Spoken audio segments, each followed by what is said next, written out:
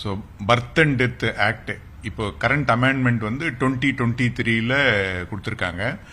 இந்த current amendment பிரகாரம் என்னன்னா 1 அக்டோபர் 2023 அப்புறம் பிறக்கக்கூடிய எல்லா குழந்தைகளுக்கும் அவங்களோட legal identity for place date இது வந்து பர்த் சர்டிஃபிகேட் மட்டும்தான். அதாவது ஒரு குழந்தையோட பிறந்த இடத்தையும் பிறந்த தேதியும் முடிவு பண்றது வந்து பர்த் சர்டிஃபிகேட் மட்டும்தான். இதுதான் இப்போதோட ஒரு லீகல் ஐடென்டிட்டி. ஸோ அதனால எல்லாரும் நாங்கள் என்ன வேண்டிக்கிறோம்னா பப்ளிக்கை வந்து பர்த் சர்டிஃபிகேட் வாங்கும்போது சில டைம்ல பர்த் சர்டிஃபிகேட் பேர் இல்லாமல் நீங்கள் வாங்கியிருக்கலாம். அப்படி இருந்ததுன்னா ஒரு வருடத்துக்குள்ள தயவு செய்து குழந்தையோட பேரை பதிவு பண்ணிக்கங்க. ஏன்னா இதுதான் இனிமேல் legal identity for the child. So இது ஒரு பாயிண்ட். ஸோ இதுக்கு முன்னாடி வந்து 1 ஜனவரி 2020 முதல் ஜனவரி அன்னைக்கு நம்ம பர்த் அண்ட் டெத் ரூல்ஸை ஃபார்ம் பண்ணி இம்ப்ளிமெண்ட் பண்ணோம்.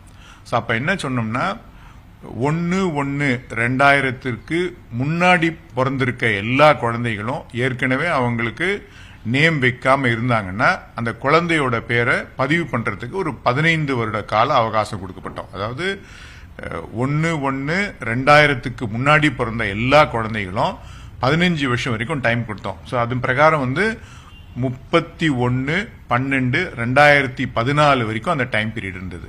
ஸோ அதுக்கப்புறம் வந்து சில பப்ளிக்கோட வேண்டுகோள் ஏற்பட்டு ஒரு 5 வருஷம் எக்ஸ்டெண்ட் பண்ணாங்க. இப்போ செகண்ட் டைமா இன்னொரு 5 வருஷம் எக்ஸ்டெண்ட் பண்ணியிருக்காங்க.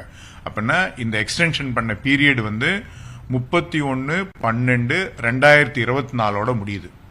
இதுல மெயின் இஷ்யூ என்னன்னா அந்த 2000 ஜனவரி 1ஆம் தேதிக்கு பிறந்த எல்லா குழந்தைகளும் இதற்கு மேல அந்த குழந்தையோட பேரை பதிவு பண்ண முடியாது.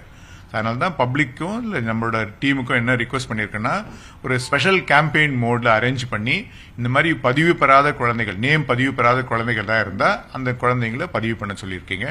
இனிமேல் பப்ளிக்கு இன்னொரு செகண்ட் அவேர்னஸ் என்னன்னா இன் ஃபியூச்சர்ல இந்த பர்த் சர்டிபிகேட் மட்டும்தான் ஒவ்வொரு குழந்தைக்கும் அதனோட பிறந்த தேதிக்கும் பிறந்த இடத்துக்குமான ஒரு லீகல் அடையாளமாகும். டன் பஸ் இல்லை இதில் எதனால் இது மாதிரி ஏதாவது மால் ப்ராக்டிஸ் ஏதாவது வர்றதுக்கு ஏதாவது சான்சஸ் இருக்கு அப்படின்ற மாதிரி தடுக்கிறதுக்கு என்ன பண்ணிருக்கோம்?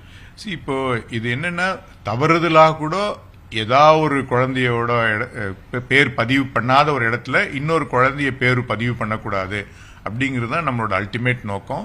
ஸோ தவறு நடப்பதற்கு வாய்ப்புகள் இல்லை, நம்ம எல்லாமே டிஜிட்டலைஸ் பண்ணியிருக்கோம். பட் இருந்தாலும் அது நடக்கக்கூடாதுன்றதால தான் ஒவ்வொரு பேரண்ட்டையும் நம்ம ரிக்வஸ்ட் பண்ணிக்கிறோம் அந்த குழந்தைய பேரோட பதிவு பண்ணுங்க.